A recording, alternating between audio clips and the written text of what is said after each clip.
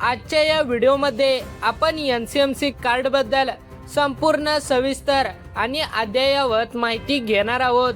म्हणजेच हे कार्ड कोणासाठी आहे, वयोमर्यादा काय आहे, कागदपत्रे कोणती लागतात, फी किती आहे, अर्ज कुठे आणि कसा करायचा, आणि सगळ्यात महत्त्वाचं म्हणजे अंतिम मुदत कधीपर्यंत आहे। त्यामुळे हा व्हिडिओ शेवटपर्यंत नक्की बघा, कारण मध्येच अनेक महत्त्वाचे मुद्दे येणार आहेत। आपल्या चॅनलवर नवीन असाल तर आत्ताच आपल्या लावा ताकद मराठी या न्यूज चॅनलला सबस्क्राईब करून बेल आयकॉन दाबायला विसरू नका, जेणेकरून अशाच प्रकारच्या उपयुक्त बातम्या तुमच्यापर्यंत सगळ्यात आधी पोहोचतील। चला तर वेळ वाया न घालवता व्हिडिओला सुरुवात करूया। एनसीएमसी कार्ड म्हणजे नेमकं काय? मंडळी, गेल्या काही महिन्यांपासून राज्यभरातल्या एसटी डेपो मध्ये एनसीएमसी कार्ड काढण्यासाठी मोठी गर्दी झालेली दिसत आहे। पण अजूनही अनेक नागरिकांना हे कार्ड नेमकं काय आहे आणि ते का काढायचं हे नीट माहीतच नाही। एनसीएमसी कार्ड म्हणजे नॅशनल कॉमन मोबिलिटी कार्ड, एक प्रकारचं स्मार्ट कार्ड जे वन नेशन वन कार्ड या प्रणालीवर चालू करण्यात आलेलं आहे। महाराष्ट्र राज्य परिवहन महामंडळ म्हणजेच MSRTC ने हे कार्ड एसटी बस मधल्या प्रवासासाठी आणि सरकारी सवलतींचा लाभ घेण्यासाठी अत्यंत अनिवार्य केलेला आहे। जुन्या कागदी पासची आणि कागदी सवलत पत्राची जागा आता हे डिजिटल कार्ड घेणार आहे।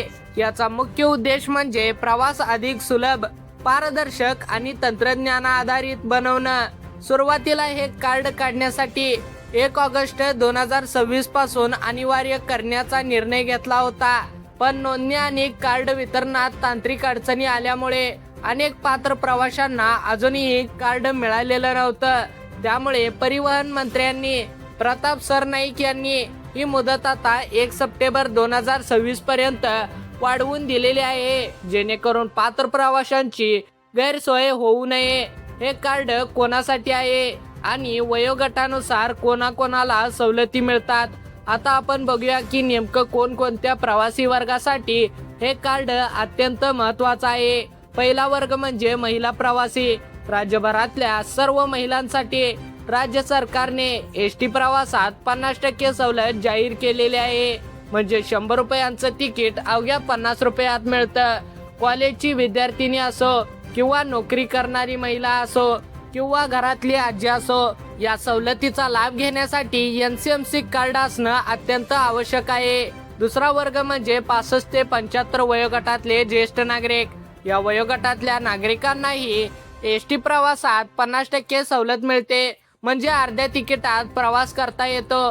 त्यामुळे घरातल्या आई वडिलांचं, आजी आजोबांचं कार्ड आजच्या आज काढून घेणं गरजेचं आहे। तिसरा वर्ग आहे 75 वर्षापेक्षा जास्त वय असलेले ज्येष्ठ नागरिक, त्यांना आपण अमृत ज्येष्ठ नागरिक म्हणतो। या योजनेतले लाभार्थी या वयोगटातल्या नागरिकांना पूर्णपणे मोफत प्रवास दिला जातो, म्हणजे 100% सवलत। एसटी बसमध्ये त्यांच्याकडून 1ही रुपया घेतला जात नाही। पण ही सवलत मिळवण्यासाठी देखील आता एनसीएमसी कार्ड बंधनकारक करण्यात आलेला आहे। चौथा वर्ग आहे दृष्टीहीन आणि दिव्यांग प्रवासी। या प्रवाशांसाठी देखील विशेष सवलती लागू होत आहेत आणि त्यांना कार्डसाठी त्यांचं वैश्विक ओळखपत्र सादर करावं लागणार आहे। पाचवा वर्ग आहे विद्यार्थी। शालेय आणि महाविद्यालयीन विद्यार्थ्यांसाठी सवलतीच्या पाससाठी हे कार्ड आवश्यक आहे। यासाठी विद्यार्थ्यांना त्यांचा सरळ क्रमांक द्यावा लागतो। 6वा वर्ग आहे इतर सवलत पात्र नागरिक, म्हणजे स्वातंत्र्य सैनिक, मान्यता प्राप्त पत्रकार आणि राज्यस्तरीय पुरस्कार प्राप्त व्यक्ती। यांना संबंधित शासकीय प्रमाणपत्र सादर करून कार्ड मिळतं। आणि ज्यांना कुठलीही सवलत नको आहे, म्हणजे सर्वसाधारण प्रवासी, त्यांच्यासाठीही हे कार्ड उपयुक्त नाही। त्यामुळे जर तुम्हाला कोणतीही सवलत मिळत नसेल तर हे कार्ड तुम्ही काढू नका। कार्ड कुठे आणि कसं काढायचं? मंडळी, कार्ड काढण्याची प्रक्रिया फारशी किचकट नाही। तुम्ही तुमच्या गावातल्या, तालुक्यातल्या किंवा जिल्ह्यातल्या एसटी डेपो मध्ये म्हणजे जवळच्या बस स्थानकावर जाऊन हे कार्ड काढून घेऊ शकता। ग्रामीण भागातल्या प्रवाशांची सोय व्हावी यासाठी महामंडळाने राज्यभरात हजारो अधिकृत वितरण केंद्रे आणि नोंदणी केंद्रे त्याचबरोबर एजंट नेमलेले आहेत, त्यामुळे लांबच्या शहरात जाण्याची काहीच गरज नाही. नोंदणीची प्रक्रिया साधारण अशी आहे. सर्वप्रथम तुमच्या मोबाईल नंबरची OTP द्वारे पडताळणी केली जाते. त्यानंतर आधार क्रमांकाचं प्रमाणीकरण आणि आवश्यक असलेल्या बायोमेट्रिक पडताळणी केली जाते आणि शेवटी अधिकृत नोंदणी केंद्रावर तुमचे कागदपत्र जमा करून प्रक्रिया पूर्ण केली जाते. आता आपण बोलूया कोणती कागदपत्रे लागतात. महिला, ज्येष्ठ नागरिक आणि अमृत ज्येष्ठ नागरिकांसाठी आधार कार्ड आणि मोबाईल नंबर, दृष्टीहीन आणि दिव्यांग प्रवाशांसाठी वैश्विक ओळखपत्र, विद्यार्थ्यांसाठी सरळ क्रमांक किंवा त्यांचा चालू वर्षाचा बोनाफाईड सर्टिफिकेट, इतर सवलत पात्र नागरिकांसाठी संबंधित शासकीय प्रमाणपत्र, सवलत नसलेल्या सर्वसाधारण प्रवाशांसाठी कोणत्याही प्रकारची कागदपत्रे लागणार नाहीत व त्यांनी हे कार्ड काढायचे नाही. अनेक नागरिक विचारत होते की त्यांना हे कार्ड काढायचं आहे का, तर त्यांच्यासाठी सरळ भाषेत सांगतो, जर तुम्हाला कोणत्याही प्रकारची सवलत मिळत नसेल तर हे कार्ड काढू नका आणि विनाकारण तुमचे पैसे खर्च करू नका. त्याचबरोबर कार्डसाठी किती खर्च येतो. अनेक जणांच्या मनात एकच प्रश्न दडला होता, हे कार्ड काढण्यासाठी जास्त पैसे लागतात का, नेमकं हे कार्ड कसं काढायचं. तर त्यांच्यासाठी पुढचा 1 मिनिट खूप महत्वाचा आहे, त्यामुळे लक्षपूर्वक नक्की बघा. आता सगळ्यात महत्वाचा प्रश्न, फी किती आहे. हे कार्ड काढण्यासाठी किती पैसे लागतात.